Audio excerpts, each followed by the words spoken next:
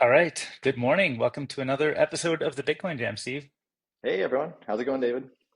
Good. And we are unfortunately missing Max again, so it'll be another Maxless episode. If you're only here to see Max, you're going to be sadly disappointed. But I think next week he'll be in, and we may all be in physically. I don't know if that's yet going to be the case. I'm definitely back in San Francisco, so hopefully we'll get to at least see you guys all in person, and hopefully maybe we even get to do our jam in person. I didn't even know did you just dox where I'm at, David? San Francisco? San Francisco. Oh, I thought you previously doxed yourself I even don't know if worse. we've ever disclosed where we're at when we're recording, but Oh, yeah, really? I'm in San Francisco. Everybody knows your birthday. That was the big dox because that's obviously your password Yep. on your Gmail Birthday, and everything. location, and what's next? Private keys. So, speaking of things that go wrong, there's this news that came out this morning of things going horribly wrong. And I know it's kind of like it's all developing and we're trying to figure out exactly what's going on. But when I saw it, I didn't even fully understand how to interpret it.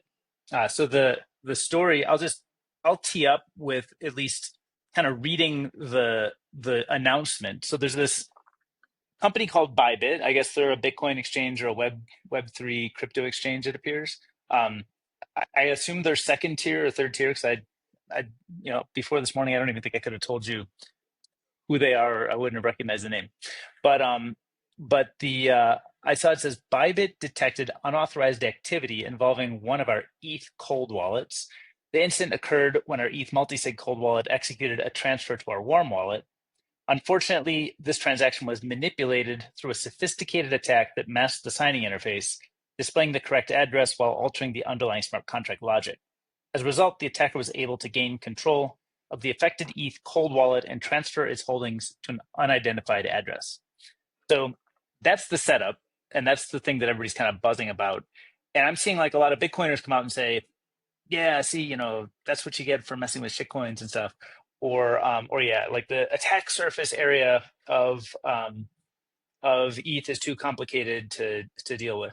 So like I'm hearing and seeing all that, and you know, some of it sounds like stuff that Bitcoin would be subject to similarly, right? Like an address replacement attack is not unique to ETH or Ethereum or this exchange Bybit. But I guess there's other stuff with like how smart contracts work that may just be like it sounds good in principle, but it's actually very complicated and prevents the players who are trying to understand what they're signing from understanding that. So, like, do you see this as like an exclusive to ETH type of problem, or is this more a general industry across the ecosystem type of problem that could occur? Will we expect to see this in Bitcoin? Is this just another reason to be off of exchanges, or sort of where does this news sit for you? I mean, probably sprinkle in a little of everything you just said. I mean, I definitely, uh, you know, hacks like this are not just specific to Ethereum. Now, the exact vulnerability and weakness, we kind of have some hints as to what it is, but we don't know. So there's certainly things that can be specific to a particular cryptocurrency or platform, but just hacks in general, obviously can occur in Bitcoin land as well. So, I mean, one theme here is not your keys, not your coins. Is just yet another example in the long history of hacks that should encourage people to want to take control of their coins. Now, I'm not super familiar with Bybit, but it seems, I mean, it seems like it's a trading platform. So even if you have your coins in self custody, if you're then trading, you might give them to a third party exchange. So that would, but that suggests using a DEX or ways to do, a more advanced version of exchange. Bybit, I mean, you said maybe it's second or third tier. I admittedly had never, I maybe heard of it. I'm not familiar with it at all, but I think I read somewhere they're doing like $1 billion in profit.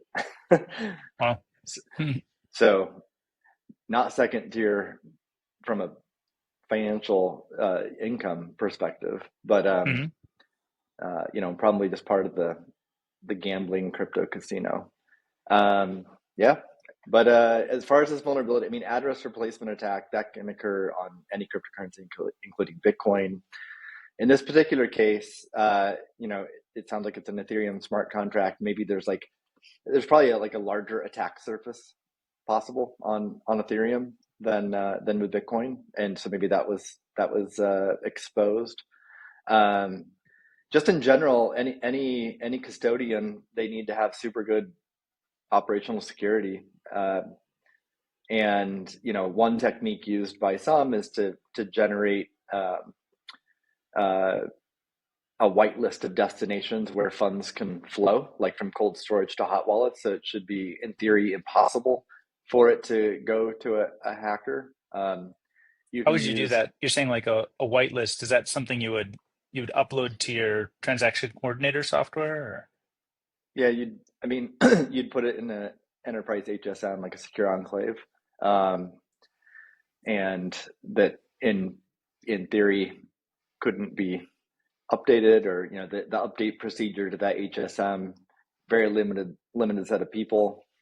There could be even other processes that confirm whatever software is being run inside the HSM is like verifiable and um, hasn't been tampered with. So, I mean, nothing is perfect security, but if you take steps like this, you'd have a whitelist of destination addresses that any funds moving out of cold storage would have to go to those. It would be enforced by this HSM, and then an outside attacker wouldn't be even there'd be because in this case it sounds like the user interface, whoever approved this transaction, what they are shown looked correct, but it actually wasn't really what was happening underneath. That wouldn't be possible with the HSM. So my guess is they did not have a sophisticated setup like that And at Bybit. an HSM that's a special type of chip that lives on a signing device. Is that true? I mean, it stands for like hardware secure module. I mean, there's other terms like TE, trusted execution environment. Intel SGX is an example. Amazon has Nitro.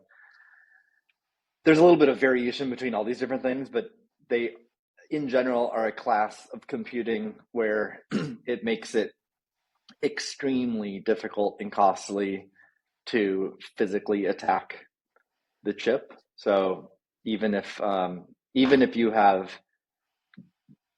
direct physical access to the computer, you can't just like break into the chip and get out the data, get the secrets. It would cost at least millions of dollars to devise a physical attack to access what's inside the contents inside the chip. Um, and there's also a lot of protections so that like just random connected computers to the HSM can't upload new code, new data to modify the internal contents. There's a lot of protections around that. But I assume there's some way to update the internal contents. Like it is both readable and writable by some. There, yes, unless you throw away the keys. So like Apple makes great use of this technology. It's part of their end-to-end security, end-to-end encryption security. In fact, which is another topic I think Yeah, I'm going to talk about. yeah. And Apple has a very, very elaborate architecture, which they've done a pretty good job of publishing what their architecture is and what they do. Um, my recollection of reading it is that they actually threw away the keys. They deleted the keys so that they cannot update the firmware code. It's still And a this is for trusted. all of the firmware that's in any HSM or secure enclave in any Apple device. Like basically nobody can write to that or change it. Well, I'm referring. I mean, iPhones also have a secure enclave, but I'm referring to their cloud enterprise Oh, okay. HSM.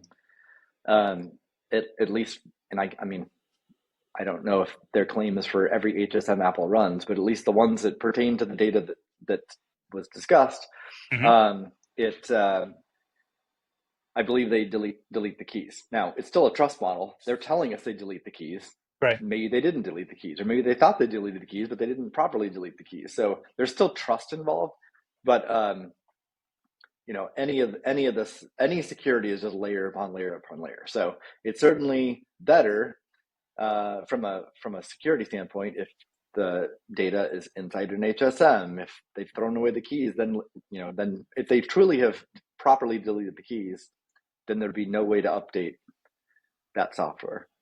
I guess except for like if you have this elaborate multi-million-dollar attack where you physically unwind the semiconductor chip and are able to like Hmm. manipulate it or something, then obviously you could change the data inside. But But this is certainly from a this is a separate place that's accessed by the CPU whenever it needs to sign a transaction. Is that what's going on? yeah. Well, in the case, I mean, obviously you can. There's many applications of this, but with respect to cryptocurrency and the topic at hand, you'd have the private keys in the HSM, um, and then you would sign transactions in the HSM. But you'd also need policy logic in the HSM, because if you don't have policy logic, then yes, maybe the private keys never exit the HSM, but Right. if you're just told sign this transaction and you're blind, it's called blind signing. You don't know what you're signing, then you could be Hmm. signing the good guy's transaction or the bad guy's transaction. So it's almost pointless. It's like security theater if it's blind signing. So you also need to have policy logic in the HSM that's tamper resistant, um, and that could include things like a whitelist of destination addresses. It can, the policy can include many things, including like where should these funds go or not go. Um, Velocity controls, like how fast can funds move. But if Um, you're putting this into that piece of silicon, you need to know that before it leaves the factory? Like, that can't be no, the case, right? no, you can update the HSM. You can update the Okay. HSM, but and then so I mean you can update the HSM, but then there's like, what do you do after that? I mean, how is this different from just a regular computer or CPU? Well, one, you'd have an access list to people who can update that HSM.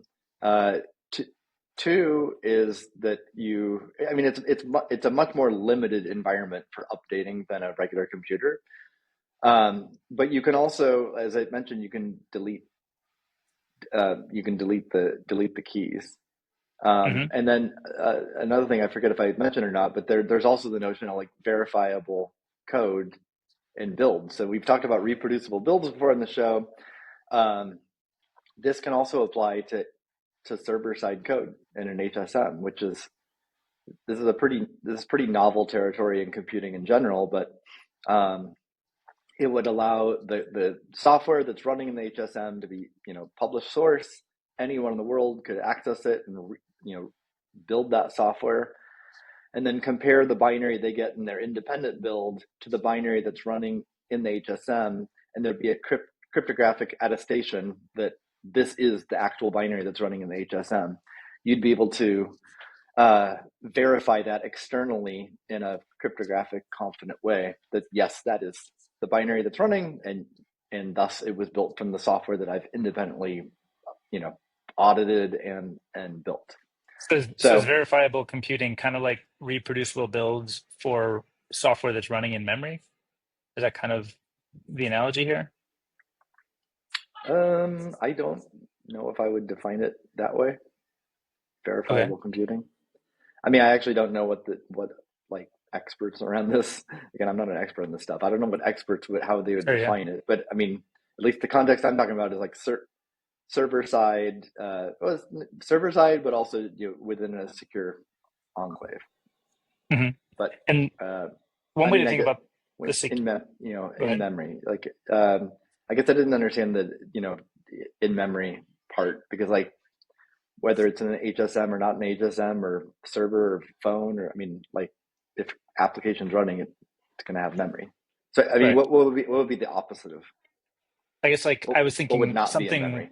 runtime, whether it's in memory or in CPU or being read off of a storage, a part, to be paged in as part of like a running operation. I guess trying to understand, am I running the actual software I think I am versus reproducible builds? My understanding is kind of like statically, like, did I download the right software?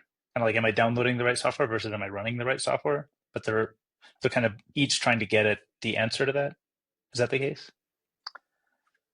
I think in both cases, like, I mean, here's the software program, the code.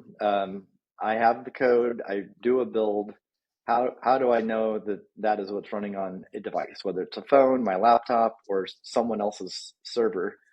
Hmm. Um, it's the same concept. The only difference is, like, if it's on my phone or my laptop, I have physical access to it. I'm holding it. Hmm. Um, setting aside, I mean, if I like disconnect from the internet, then I am fully in control of what software is running on this computer, and I can Yep. verify that the software I'm running matches this independent thing I've built. Whereas if it's on a computer I do not have access to, it's physically somewhere else in the cloud, someone's data center. Um, all this is just saying is, like, I can still gain that I confidence see. that it's running the software just like on my phone or laptop, even if I'm not physically present with it through cryptographic attestation. I see. So it's cryptographic attestation that this code is being run and that it's operating the way you expect it to, even if you're not in control of the thing that's operating it. Whereas reproducible build is like, does this static piece of binary data match this piece of binary data, more or less? Yeah, Um, cool. On the address replacement stuff, I think it's kind of interesting, that was what happened in the exploit. I think this can happen, even somebody who thinks they know what they're doing, this could happen just when you're copying and pasting, right? If you copy on your computer and you paste, you might have malware running on your computer that pastes a different thing than what you copied, right? So that's one reason that people often, I think, choose to use hardware signers with displays so that they can review the address that the hardware signer believes that it's sending to. Is that right? yeah. And I think we've talked before that BitKey doesn't have a display, but that there's some people who have concerns about that, but that my understanding is you think that's probably fine. But is that, yeah? Can you tell me more about that? Like, does BitKey not require such a display because there's another way to verify the address that you're sending to? There's not currently another way. So let's see. Yeah, so other products have a display so that and any transaction that it's signing for any outputs of that transaction that are going to addresses that the wallet itself cannot sign for, it would show on the display, and then you can compare that to wherever you think you're sending it to make sure it matches. Um, even that's not bulletproof for a couple reasons. One is that whatever it is you're comparing it to, if it also has been replaced, Hmm. then you're comparing two things, they match, you think you're good, but they both were the attacker's address. So, for example, let's say I was sending funds to Coinbase to do a trade, and I'm on Coinbase's website. In my web browser, it shows an address, and then I look at my hardware display and it matches that address, and I think I'm good. Well, what if the attacker modified my web page, and Hmm. injection attacks in a web browser are well-known attack vectors, and it's certainly a vulnerable area. If then my hardware display didn't help me at all. I'm I would be sending the funds to an attacker. So it's not like hardware displays are I foolproof, see. but they Yeah. do protect against the case where um, the wallet software, be it on your laptop or your phone, is showing you the destination address, which is correct. Or let's say I'm sending you funds and you sent them to me over an end-to-end encrypted messaging app like Signal or something, or you give me a piece of paper with with Yep. the address, and I'm highly confident that is the correct address. Then I can look at the hardware display and be much more confident it's going to the right address. So it definitely has its place in security and has benefits as well. you So it know, almost they're sounds but like just moving out of band in some way. Like if you had, in your original example, if you were looking at an address on Coinbase, if you logged into it with a different computer, yeah, then it would be harder to do that kind of malicious code. So it kind of like, do you have two channels in some form or another? You agreed. pass Because me a then you piece have of like paper. two hardware stacks, software stacks, like two like separate, independent, difficult attacks, which makes it exponentially harder to attack. Agreed. Um, the other challenge with hardware displays, I think, from a usability standpoint, is just like, do users even appreciate how important this is? Hmm. And that, and then two, even if they appreciate it, over time do they get lazy? Right? So some people maybe never get educated, and actually they don't even understand how important it is. So even though they have a hardware display, they don't check it. So they'd be Hmm. vulnerable. Then there's a set of people who do get educated, appreciate the importance of it, but then like, they do transactions maybe, very, very infrequently, and like a few years later they forget, or they get lazy, or they think it's what are the odds? And they don't check the display, and then they would suffer an attack. So but having said that, I mean, you asked about BitKey. Like one solution that's been published by that team that hasn't been implemented yet, but is still possible part of the roadmap. They called it server as a screen, and it would be where you get transaction verification, like you just said, actually out of band. So it could be sent from the BitKey server Hmm. over email or over a text message, or it could be over any medium, and you could view it on a separate device other than your phone, and it would Hmm. show you, here's the destination addresses, the amounts. Oh, that's um, cool. there's benefits to that solution over hardware display, because most hardware devices displays are quite tiny. So you can't even, Hmm. like, there's literally not even enough physical space to show the address. It has to like scroll by, making it difficult usability. And there's certainly Right. not enough information on that display to like give you context as to like, why are you even doing this? What the motivating the person of the importance. But obviously in an email or an entire screen, like, I mean, sort of a virtual screen, you have as much room as you want. So you can deliver a much better UX that way. Um, and if it's done on out of band through a different computer, um, even if you know your laptop in a web browser is a more vulnerable environment than a hardware device, attacking both of that and your mobile phone is a tall order, right? So it's generally pretty secure. Um, However, if that solution comes to be, the customer needs to, again, appreciate the importance of this Right. and understand that it's extra secure to view it on a separate device other than their phone. Because this attack only comes to be is if your phone is attacked with malware, that's that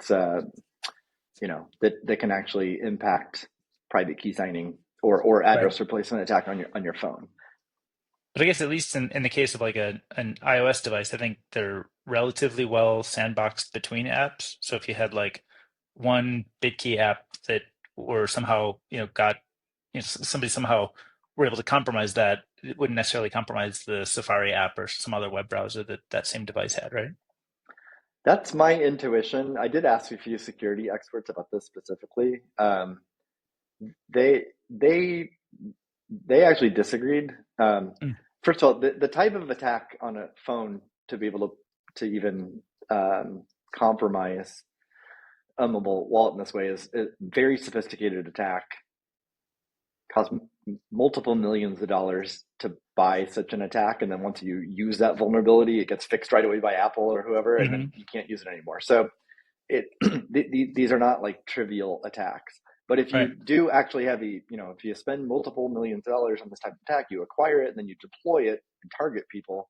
Um, the security researchers and experts that I spoke to actually thought that type of attack, the incremental barrier to also attack iMessage or your Gmail app would be small. So like if you spent the millions of dollars of this attack, you'd also make sure to I see. attack these other Undo mechanisms too. everything all at once. Yeah.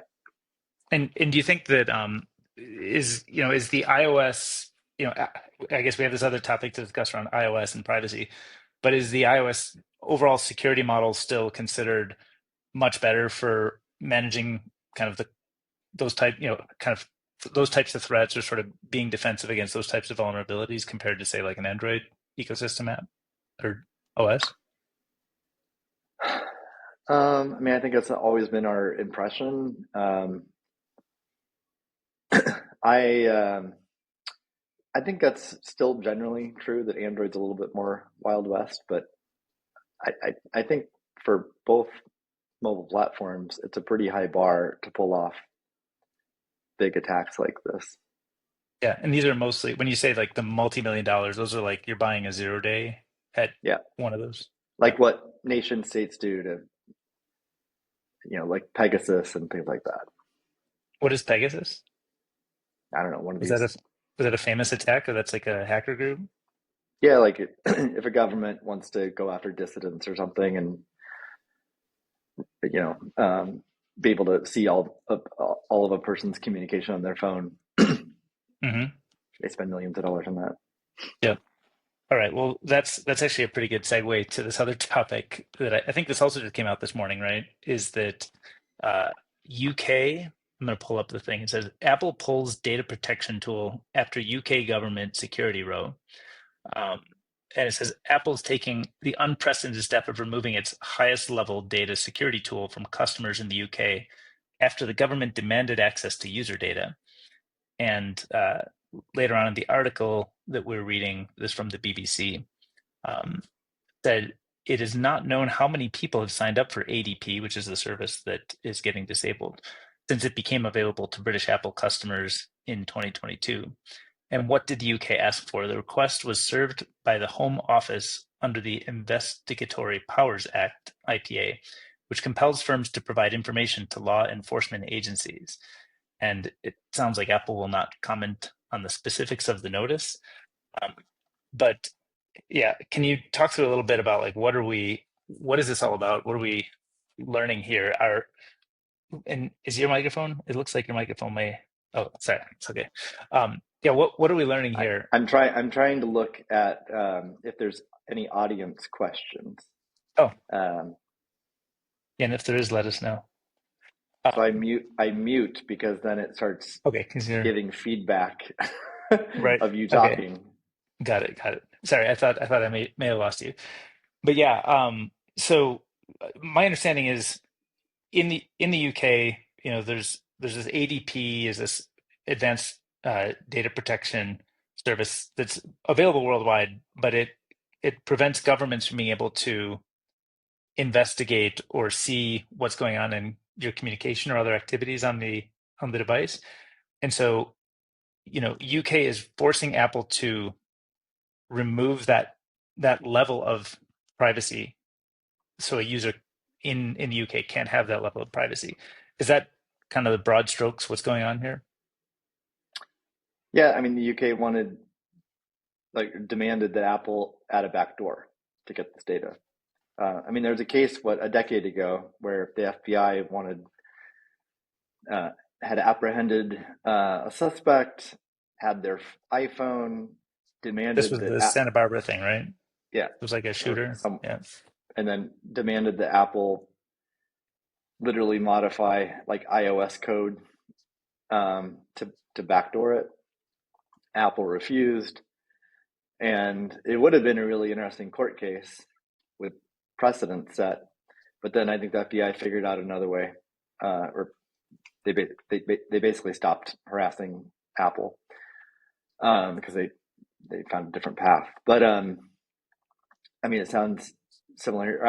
I don't know I don't know whether there's like a specific case the UK is trying where they're or if it's just like an overall policy perspective. I don't know why they're pushing what the motivation is, but yeah, they I actually don't even know the details. Like, I mean, in terms of the demand to Apple, is this like um, a regulatory body or like, you know? what, I have no idea. But anyway, Apple was faced with a decision to either comply and add a backdoor, uh, remove the feature from their products for UK customers, or um, just ignore the government and be illegal.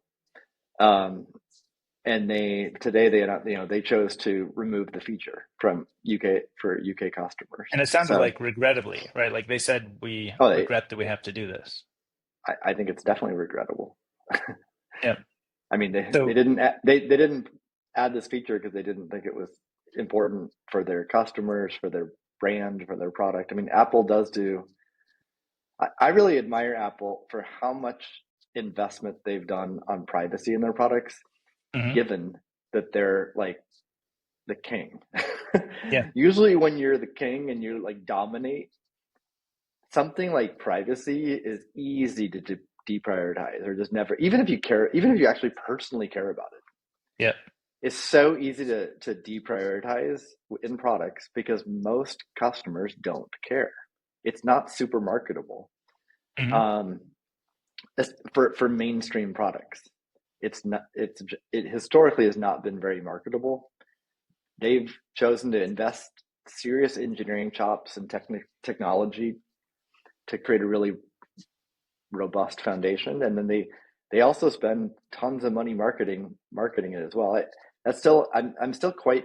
I would love to be a fly on the wall inside Apple to understand um, what was their motivation, especially for the marketing dollars. Because there's one thing to like invest in privacy to make sure your products have it, so but you don't market it because you Right. decide, well, it's not marketable, but we want to be responsible for our customers, and Hmm. we want to make sure that when our customers do care, which might be 10 years from now, Yeah, yeah.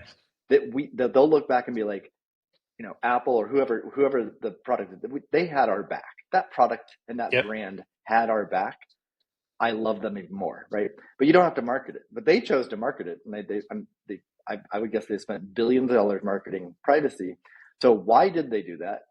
Um, my guess is that they did it because they've been doing it for like 5 or 10 years now, I think. But Yeah, they perceived like Facebook and Google as two of their biggest competitive threats.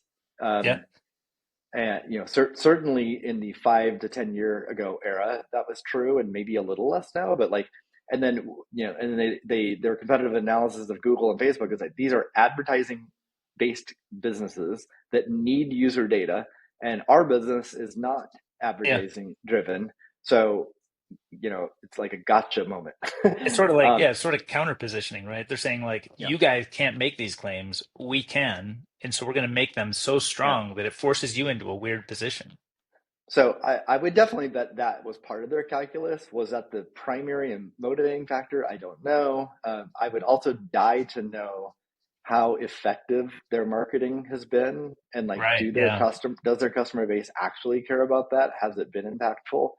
As a privacy fan myself, I hope the answer is yes. I'm kind of skeptical, to be honest, though. I still think mainstream Americans and just mainstream Europeans and just mainstream people, humans, generally haven't faced pain in their life due to all these like privacy data honeypots that are like all over the world, and there's going to come a reckoning. But we Well, yeah, really this, haven't. Even America, like there's been so many hacks, like there's two or three businesses that collect all our identity information, and then they've all been hacked. And I mean, yeah, the U.S. government's been hacked, tons of different departments, tons of companies have been hacked.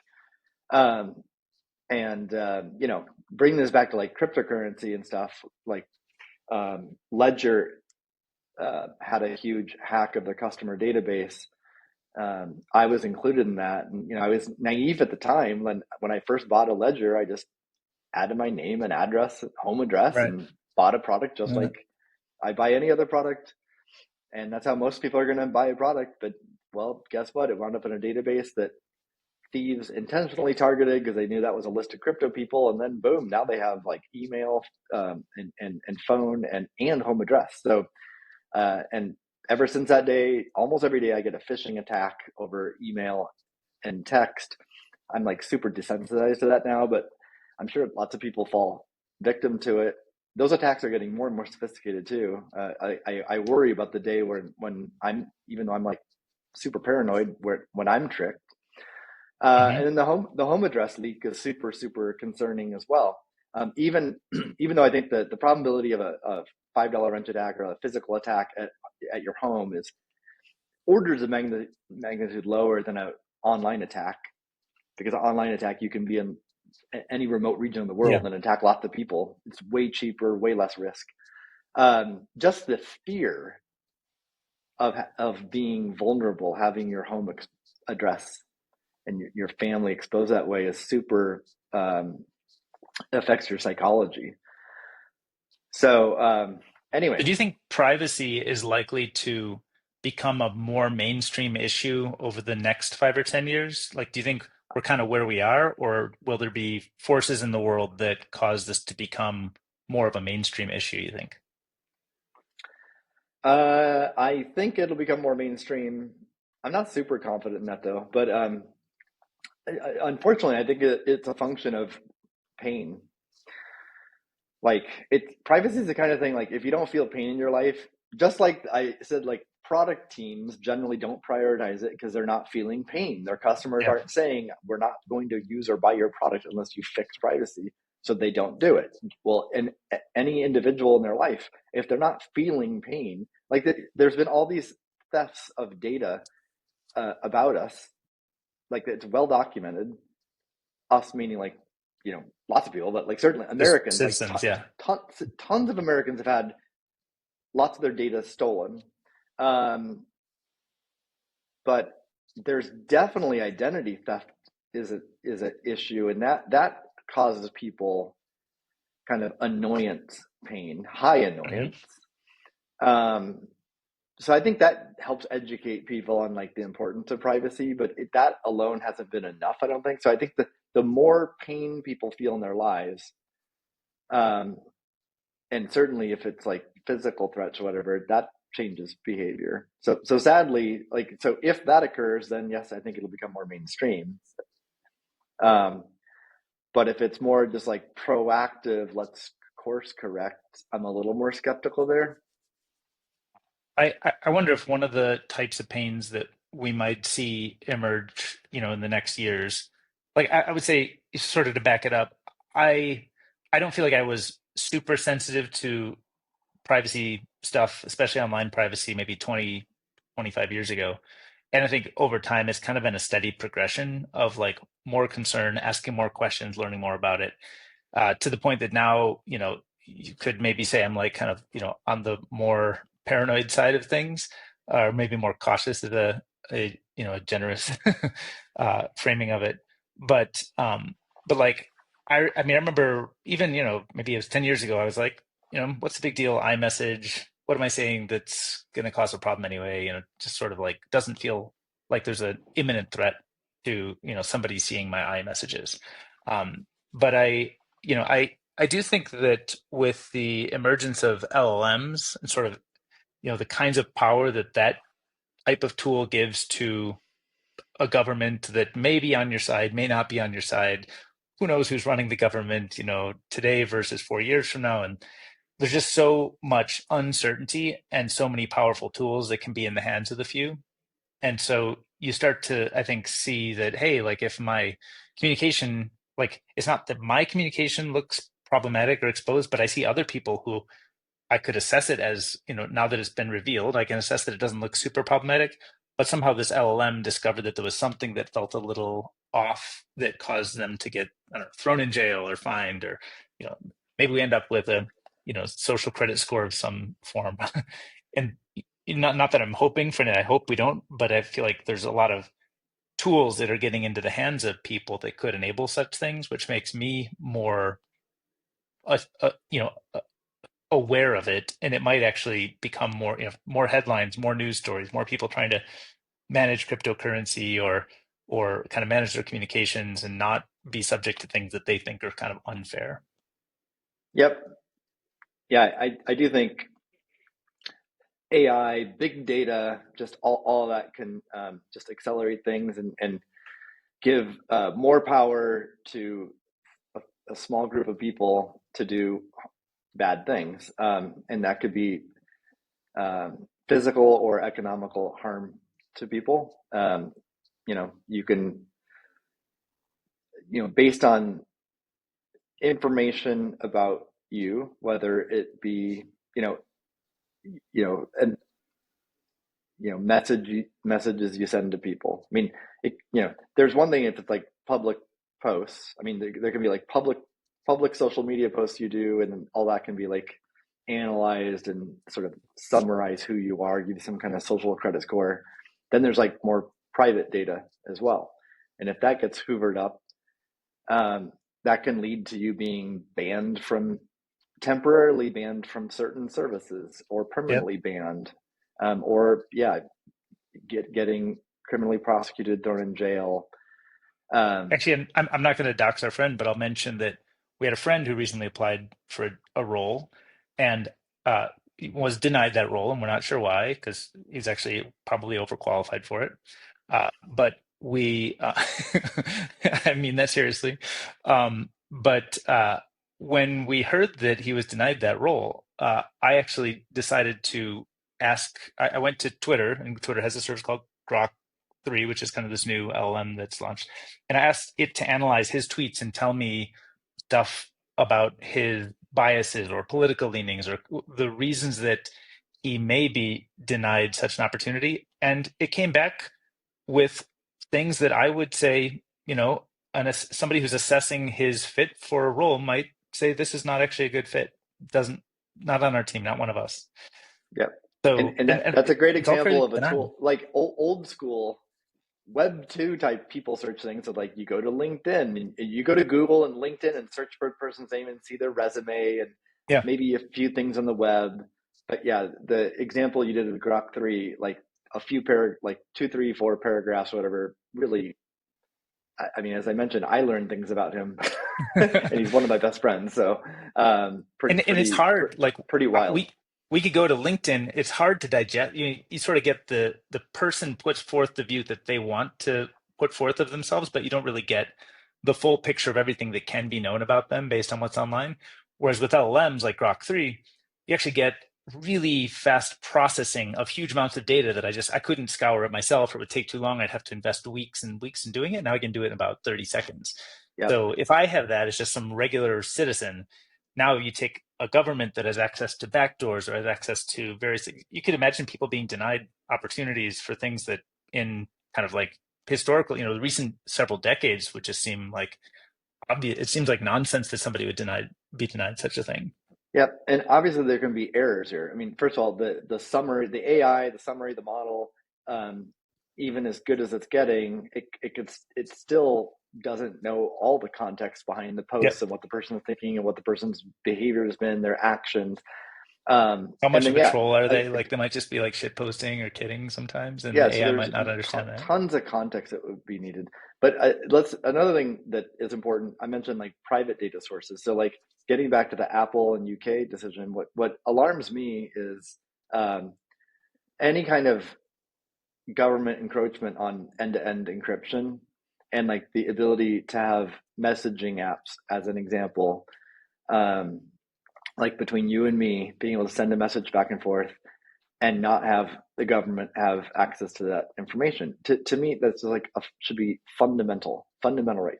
Because I think most people would agree, if the two of us are physically in a room together, um, like if we're physically in my house, I think most people would agree the government shouldn't be spying in my house, recording our conversation, putting it in a database, and then using that, some future administrations using that data to Right. judge us a year from now, 10 years from Only now, 20 years Amazon from now. Alexa is allowed to Most have people that, would be right? like, that's well, right. I mean, most people would be like, that's absurd.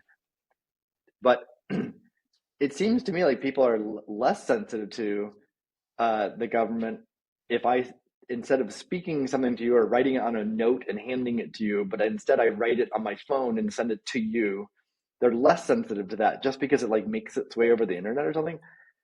I don't understand that at all. Like to me, the from a policy standpoint and like what we want out of society, there's no difference between the two. It's private communication between you and me, not intended for the public, not intended for the government, and it should be protected. And I'm sure that's what Apple's belief is too, and that's why they have end-to-end encryption. And so it's just really disappointing to see the UK want to insert backdoors and people to gain access to this. So, like, let me say something extreme, or people think it's extreme, but I think it's just a natural thought exercise. Um, I mean, where do you draw the line in terms of what the government has access to? If they have access to data on your phone, like is the data and information on the phone like my own notes or thoughts or whatever? Is that mine and not theirs, or do they have access to it? What about when we have Neuralink or some kind of like brain thing? Like Yeah. when the technology Oh, allows it, yeah, it gets scary. should the government have access to what's going on in our minds? You know, there's going to come a time when the technology allows for that. Most people will be like, of course not. Like first of all, that's absurd. That'll never happen. But most people would be like, of course they shouldn't have access. Well, then why should they have access to what's on our phone?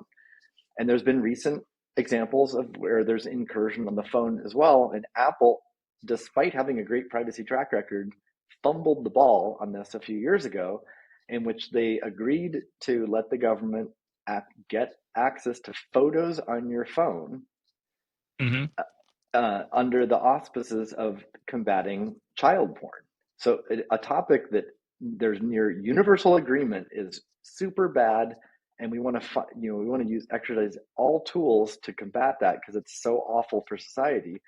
Um, but it opens up, from a policy perspective, it opens up Pandora's box, because then what's the next bad Right. thing that a government thinks? And the next bad thing, once you have that tool, then the government's going to keep adding bad things to the list. Then you start getting into situations where is that a lot of people don't think it's a bad thing. Mm. And then yet they have access to all your photos in your phone, and iMessage as well. And again, then what about when it's in your head? I mean, like, so I think there needs This to is be a not. lot more discussions about this in society. And I find it very alarming that Yeah. governments are doing this, especially like in Great Britain and in Europe. They claim to be so privacy sensitive with like GDPR, and created policies that have just ruined the web to try to Right. protect people's privacy. And yet they enact things like this, which are clearly horrible for citizen privacy.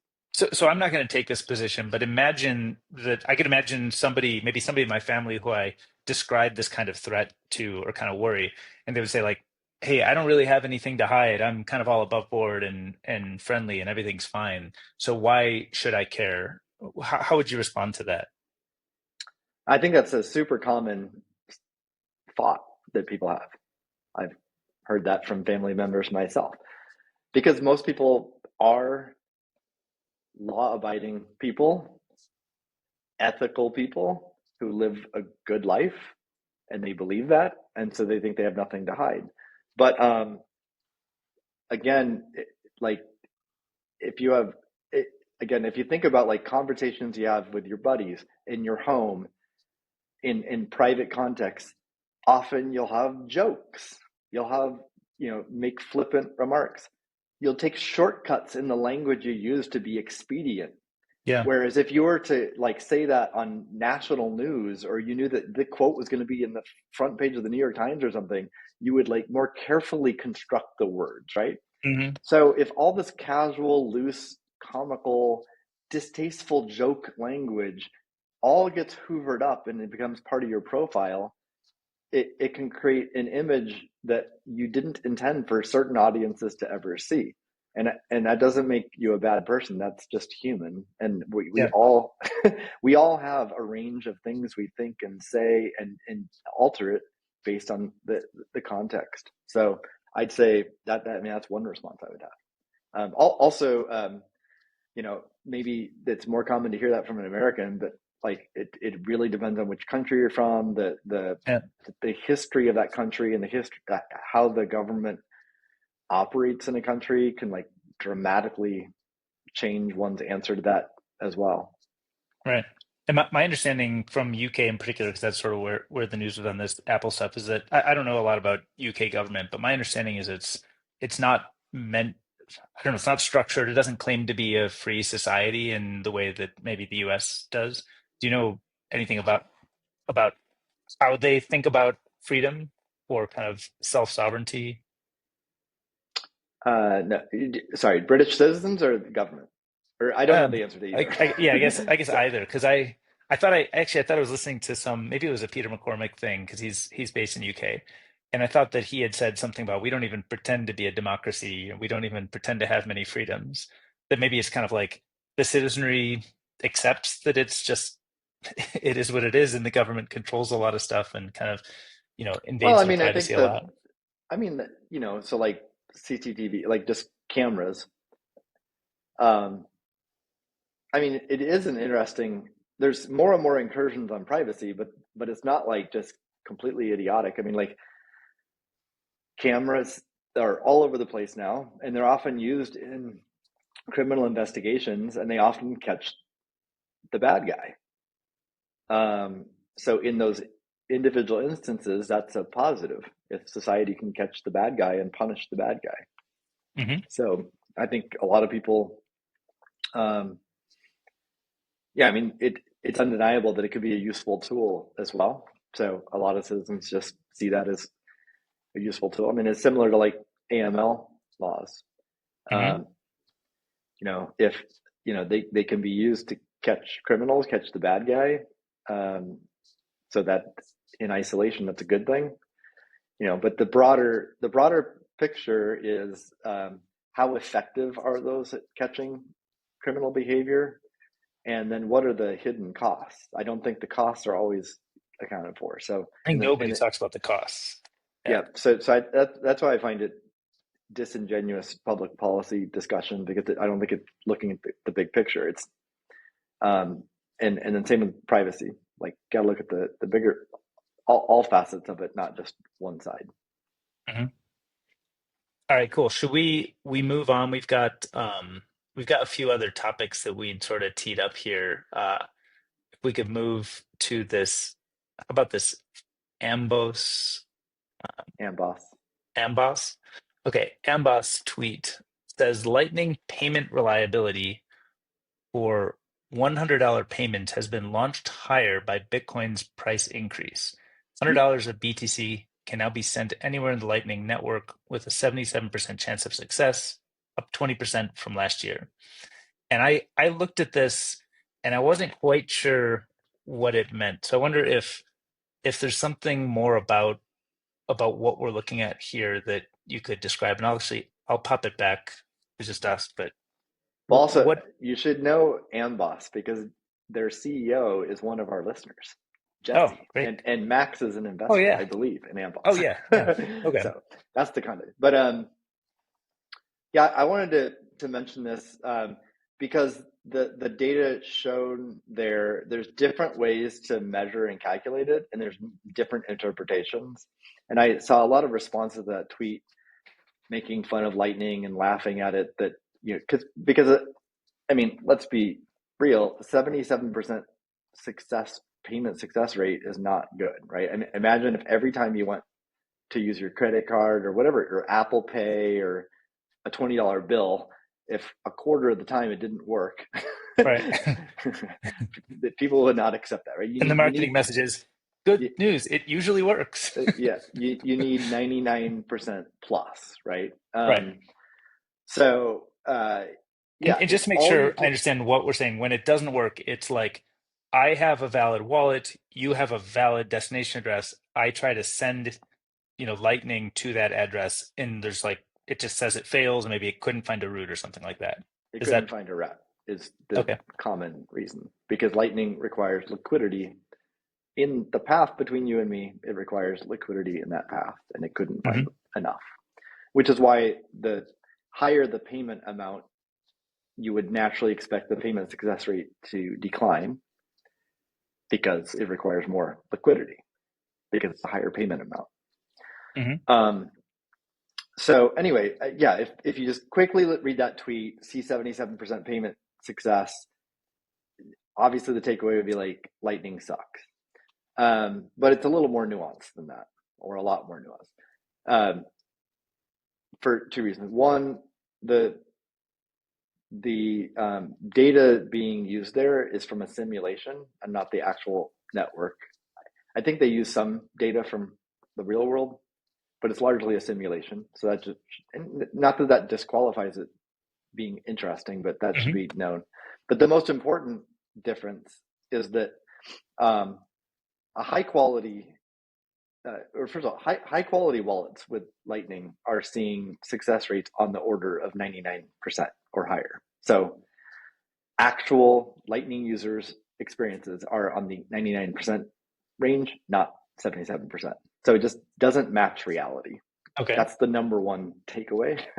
And why is that? Well, high quality wallets score the network. They're building up data over time to score the network and know which paths are better for liquidity. So an important technical detail of the Lightning Network, for privacy reasons, nodes don't publicly advertise, here's the channel balance for each channel. They don't advertise that. So it's unknown. So you can't just like hoover in all the public data on Lightning and know in real time where all the liquidity is. You only know the channel capacity. And channel capacity is a multi-hop process, right? No, like It's a let's just say single. you and I have a channel, Hmm. and let's say we open a channel that has zero point 0.1 Bitcoin. That's the capacity. But over time, the Bitcoin shifts. It's like an abacus. It shifts back and Yep. forth between you and me. It's that balance on either side that is not public information, and it is not known in real time by wallets. It can be estimated though. So wallets do use probing techniques and just through their own sending and receiving payments, they learn information to score different nodes Hmm. and have a more intelligent view of the network so that they can be smarter about which routes to pick. And also, a Hmm. wallet can try multiple routes all in the background. The user doesn't even know it, but like if I'm trying to send you money, it might try route A, fail, then try route B, fail, then route C, it works. That's all done within like 2 or 3 seconds. Like we don't even know that's happening, Right. right? All we see is payment success. So the user view is like it was a successful payment, even though Yep. it was a 33% success rate. I so, see. so Yep. that's one thing. You can actually have 77% success rate, but the from the user perspective is 100%. But the most important point is that good wallets will score the network, and the amboss technique was randomly selected nodes. Hmm. So So they weren't scoring it. They weren't they trying weren't to scoring, find the good routes. and like several years ago, a, another Max investment umbrella created a popular like Raspberry Pi product, which came bundled with a bunch of Bitcoin goodies and like an LND node and Lightning node, and so a lot of people bought those. They just made it easy to like plug in, have a Bitcoin Core node running, having a Lightning node running, and easily add a channel. So a lot of people, thousands of people, maybe like tens of thousands of people did that, but I believe many of them then just didn't touch it again. Hmm. So there's a ton of nodes in the Lightning Network that are hobbyists who don't pay attention, don't manage liquidity, and they aren't high quality nodes to route payments through because they're not actively being managed.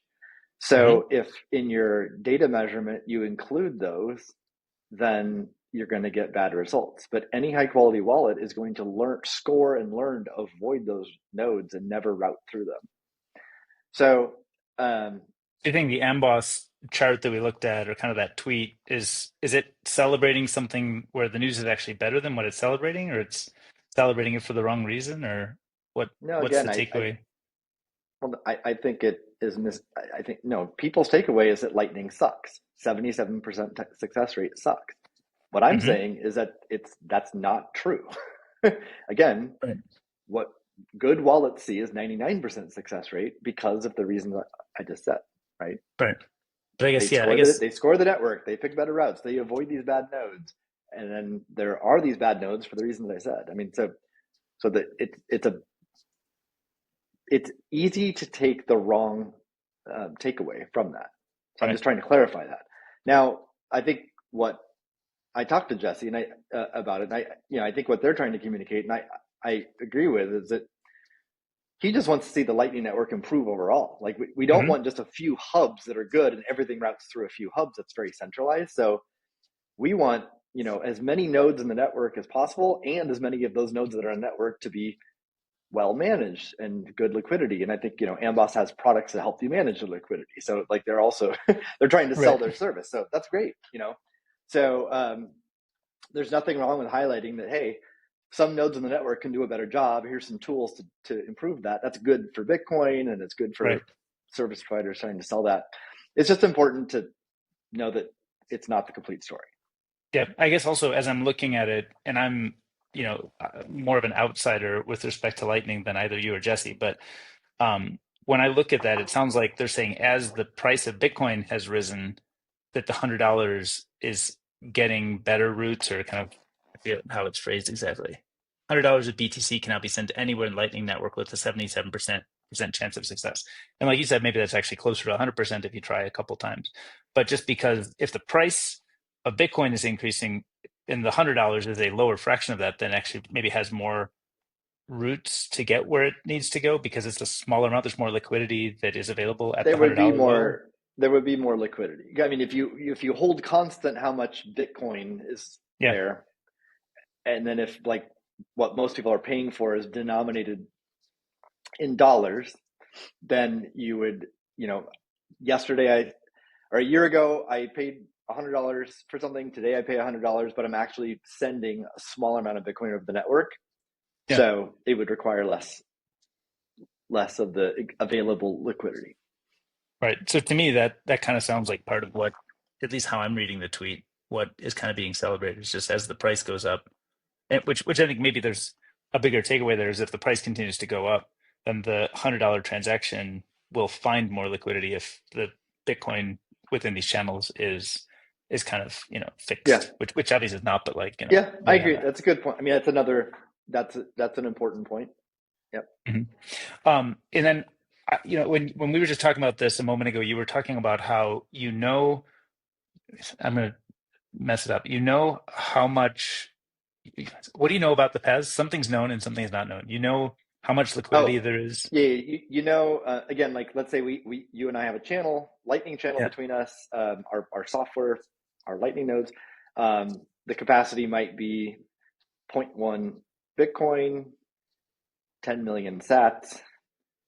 Um, that's the capacity that is publicly known. That's announced in gossip and every Hmm. node. It's just public information. If you're any Lightning node listens to gossip, gets all this information about all the nodes, all the publicly announced nodes on the network, including capacity and all the channel data.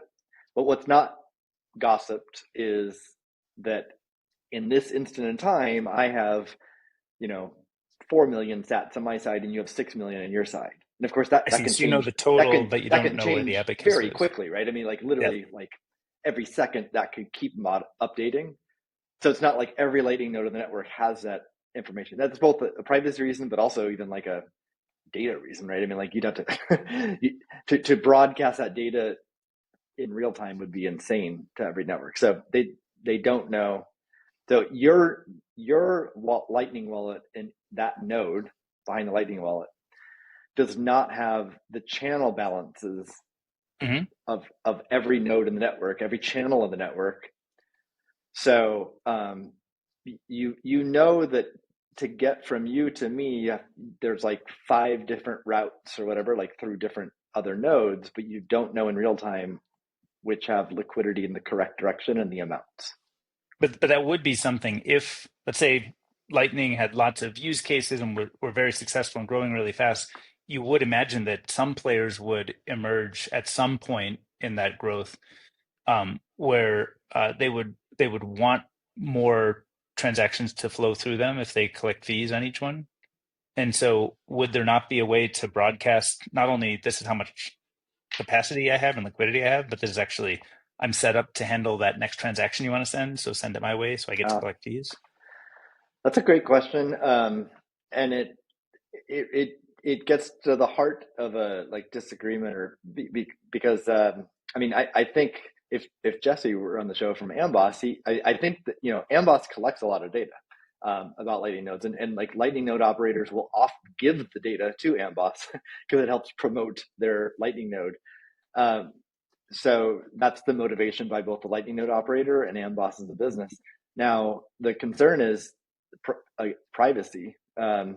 You're giving up data about your node and your wallet, and also when you have a centralized entity with all that data, that becomes kind of a nightmare as well. So there's definitely tension there and a trade-off. Um, But I guess I was imagining maybe there's a different type of a liquidity provider, wallet node runner, the Lightning node runner, who would not really value privacy and is kind of doing it more for commercial interest. Maybe I, as a Lightning node runner with my own wallet, wouldn't want to broadcast that or kind of advertise that I'm a good route to go through, but that maybe if you were doing it for yeah, commercial reasons. right. But I think there's privacy erosion. Even if you choose not to do that, if everyone around you does do it, then it outs you, right? Right. So there's that concern. Another related thing, a new developer on Spiral, his name's Joost Jaeger. He's actually been involved in Lightning protocol development for many years. He recently, as in like the past week or so, proposed I forget exactly what he called it, but like high availability Lightning nodes, in which there would be some kind of announcement and like soft guarantee by a node that they'll guarantee to like almost reserve a certain amount of inbound or outbound capacity for one of their peers, um, in order to attract, I mean, ultimately create higher quality payment success rate, but also attract like, peer with me because I'll give you guarantees. And these are not like cryptographic guarantees, they're not Right. guarantees within the protocol, but um, and but that's also contentious. Matt on our team doesn't like it at all. So I think, I mean, this is an interesting area of discussion because there is it's definitely it's not cut and dried. I mean, it's not like you can easily make the case like clearly we should choose option the path A versus path B. It's because each path has trade-offs. Right. I see. And on you mentioned briefly in that bit we were talking, you mentioned gossip, and I feel like I hear this in a bunch of contexts. I hear it on Nostr. I think there's actually a client called Gossip Client.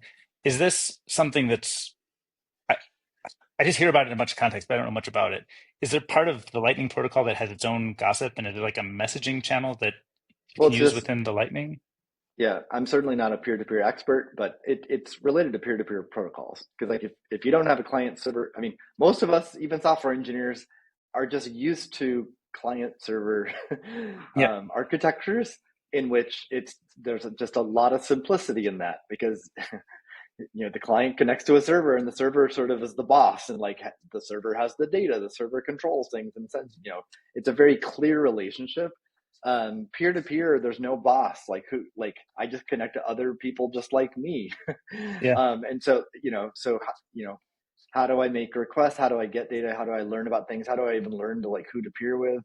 So the notion of gossip is just information that is publicly broadcast by every peer, saying like here's information about here's the information we know, like Yeah. this peer, here's what I know about the network, and just publish it to everyone, and then that's how the network learns about other nodes, who to connect to, stuff like that. So it applies to the Bitcoin protocol, and it applies to the Lightning protocol as well. This feels to me a lot like I think of the DNS analogy a lot because a lot of like how do you find routes through the internet is kind of similar. I mean, there's different trade-offs, obviously, but each there's like there's like routing tables to say like, hey, I know the next hop, right? Is part of how DNS and routing tables work. So are those analogies often used within the Lightning discussions to think through sort of just like how stuff gets routed through the internet versus how it would get routed through Lightning, or are they just like there's not that much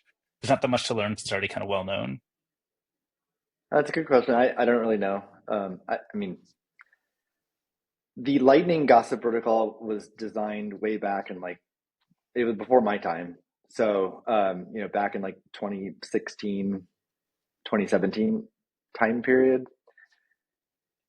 it it has a number of like areas of improvement, let's say, and it hasn't Hmm. been improved yet. There's been what I have been a part of the past several years in meetings with Lightning protocol developers.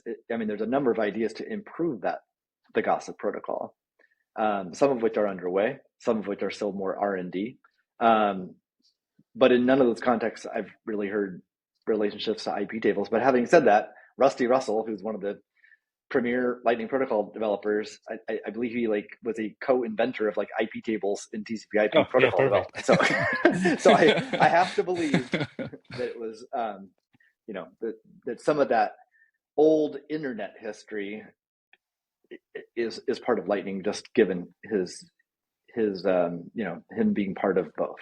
Yeah. And when you talk about gossip protocols being required for peer-to-peer systems, they kind of naturally emerge. I'm also curious, is there already when a new one gets when a new one emerges, is it usually kind of specifics of the protocol? Or like when I think about Noster's kind of like a generalized public messaging system, and I wonder if Noster is an interesting, way to do gossip for future protocols that get invented, or is it better for the gossip to be kind of closer to like running on the Lightning node or something like that? Yeah, it's a good question. I don't really have any. I don't know. I don't have any thoughts on that. But does the Lightning one itself run like when you run a Lightning node on your node, it's broadcasting all this gossip information, and so other people discover the node and start pulling it down and try to assemble their own picture of the network Yeah. from them. Cool. Cool. Um, let's see. I've got a few more things, and we're 15 minutes left, and I've got a few more things on our list. You want to Let's talk? Oh, go ahead. we. I think we can tackle both the forking guide and Working guide? Bitcoin Core Retro. Yeah. The Okay. Yeah. So um. I'll pull up the Bitcoin forking guide. So I was reading this one you sent this morning on delvingbitcoin.org, and it was somebody who appreciates the perspective that the BCAP project is offering. But then it kind of a question of how do you actually do this? How do you actually make a change happen? And I read through it a little bit, and this is sort of the thing that he links to at the top. And I like this idea of consensus before consensus, because I think a lot of times people think, especially in very technical projects, they're thinking about, oh, let me like write a prototype and I'll show how it works. And then everybody will obviously buy into my idea because it's like so awesome how I built it. And I think this one's saying like, before you get into that phase of things, take a step back and build consensus with the people that you want to appreciate it, get their feedback, try to build that consensus before you try to build the implementation of the consensus. But anyway, that's what I got kind of as a setup on it, but would love to hear kind of what you were thinking when you shared it. Yeah. Well, so AJ Towns, a longtime Bitcoin protocol developer, put that together. As he said, I mean, he was a reviewer of the BCAP project, which we've talked about a little bit in the show. We've never really gone deep on it, but that's the Bitcoin Consensus Analysis project that I helped put together last year with a few others. And as AJ was a reviewer of that project, and I think he respects what that project is and does, but as he rightly points out, the BCAP project is not trying to be prescriptive. It's not trying to say, here's how you should change Bitcoin, or here's the best way to change Bitcoin. That is not a goal. Right. It's in fact a non-goal to do that. It's simply trying to observe how Bitcoin doesn't change and does change, and not trying to be prescriptive. But so that leaves an omission, though, for people who believe they can improve Bitcoin and they want to change Bitcoin. There's really no guide out there or guidance on like, here's the best way to do it, or here's at least one way to do it from the perspective of someone who's a Bitcoin core developer. And that's what he's created in the Bitcoin forking guide. And I reviewed it before he published it. I like what he's put together.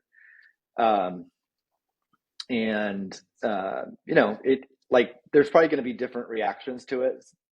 Some people will be like, who is he to say this? But I mean, like, he's not saying this is the official guide Yeah. for Bitcoin. It's just his view, but he has an experienced view. I mean, like people should respect his view. People should have a look at that if they want to change Bitcoin, or if they're evaluating other people wanting to change Bitcoin. How are other people's approaches to changing Bitcoin? How does that compare to what AJ recommends? I think that's an Hmm. interesting comparison for people. Um, we talked about Taproot Wizards a week or two ago. And there's a lot of their approach to how to change Bitcoin definitely has pros and cons, as we talked about. They definitely do a good job of creating awareness, but they definitely rub a lot of people the wrong way. And certainly their approach is inconsistent with what AJ recommends in this guide. So, um, Do you think that if now that the guide's been written, if he were to go to them and share some of this, do you think they would be interested in it, or is it more just a very different approach? Probably, sort of will work for some people and not for others. um, Yeah, it's a good question. I don't know. I mean, I think if certain personality types are more likely to want to appreciate and follow this guide than other personality types, right? So a personality, I mean, if everyone has strengths and weaknesses too. So if your strength is you're an expert troll, that's going to be the tool you reach into your toolbox, right? And that's not what AJ is recommending in this Bitcoin forking guide. Um, which, if you say that three times really fast, I don't know what you'd actually be saying. Toy boat, toy boat, toy boat, toy boat. um, so I think that's part of it. Also, note, I would expect a reaction from most people trying to change Bitcoin right now, that they'd be like, yeah, sounds good on paper, but you go try to change Bitcoin Core, Hmm. right? It's hard, and like even to get people's attention, to make it a priority. So I suspect many people who have tried and failed to change Bitcoin would read this and just roll their eyes and be like, "Nice theory, doesn't work in practice," right? Could you summarize the theory a little bit? Like I gave maybe just a high level statement. I don't know if consensus before consensus is a good summary, but is there any other kind of like nuance or kind of summarization that you could provide? Yeah. So unless you pull it up, I might not get all the details here, but you certainly start with developers, and like you propose a technical change, and you have some substance and meat to the technical change, and you go ahead and go to his actual web page. For this one? Yeah. Yeah. So So the number process one, of research and establishing. development. So that's Yeah. like the developer level. And then his suggestion for number two is like more use case driven, and like actually build prototypes and demonstrate value of this change versus just a technical spec. And then third is when you do a broader outreach beyond relatively small segments of people to get industry reaction, valuation reaction, and then finally engage investors. Um, and then And is the power don't even user? and most critically, don't even be talking about activation methods Mhm. until you're past all four of these steps. He has activation at the end. And I think he's even suggesting like don't even talk to miners until I forget exactly what's in finalization, but I think miners are engaged. I think step five, or sort of towards the end. I gave a Mhm. little bit of feedback there, saying like shouldn't they be engaged earlier? But I think it's a little bit dependent on the change too. If it's a change that impacts miners, like their business, or then you'd want to engage earlier. If it's pretty much independent of the industry of mining and their business, then he's proposing that they don't need to be engaged until later. And of course, like anyone, like the research and development, any of these stages, they're public. I mean, anyone can participate at any point they want. So you can be Mhm. an investor, and an investor can more than happy to be a Bitcoin core dev and engage that level. So it's not like these are permissioned, but these would be like the intentionality is that these Kind are of the archetypes groups. of the Yeah, yeah, personalities you want to yeah. approach with these. Yeah. And I would, so I generally agree with this guide and this approach. And I think AJ even says it's not official. It's not the standard. It's not the only way. There's many approaches. But like Right. again, if someone wants to change Bitcoin and they want to follow best practices and have the highest probability of chance, I think this is it. Mhm. I do think this or something similar to this gives you the highest chance. Gives you the highest chance of getting your change into Bitcoin Core. Which, if you read BCAP and study that project, I would call that, you know, an enormous, you know, requirement almost to get a change Mhm. through. Are there ways to change Bitcoin without getting into Bitcoin Core? Yes, but those are like almost, nuclear option type things. Very low probability event. Very leads to a very fragile Bitcoin network. So, Right. um, anyone earnestly looking to change Bitcoin to improve it, my opinion, they should be looking at the path to get it into Bitcoin Core, and following AJ's guide is a great starting point for how to get that done. Is there any way to, I understand that, because Bitcoin, these types of decisions are not centralized, they could come from anywhere and they could be read by anybody, and there's not really like a process. But is there anywhere, like if I wanted to look right now at maybe a web page, maybe there's a GitHub or something, is there anywhere that I could see like the maybe some of the most interesting or the ones with enough consensus of like what are the current outstanding issues? Like I understand opcat might be some issue that somebody cares about. I don't know how much seriousness that has versus how much is it reality versus perception. But is there anywhere that I can sort of see as sort of an outsider observing it? How can I just sort of see what's going on? Like what are the top 10 issues in Bitcoin right now? I mean, that's a complicated answer because the examples you because I think what you're insinuating is like consensus changes, and that's what a lot of people think about when they to improve Bitcoin or change Bitcoin is a consensus change. But I think that's like really misplaced. Um,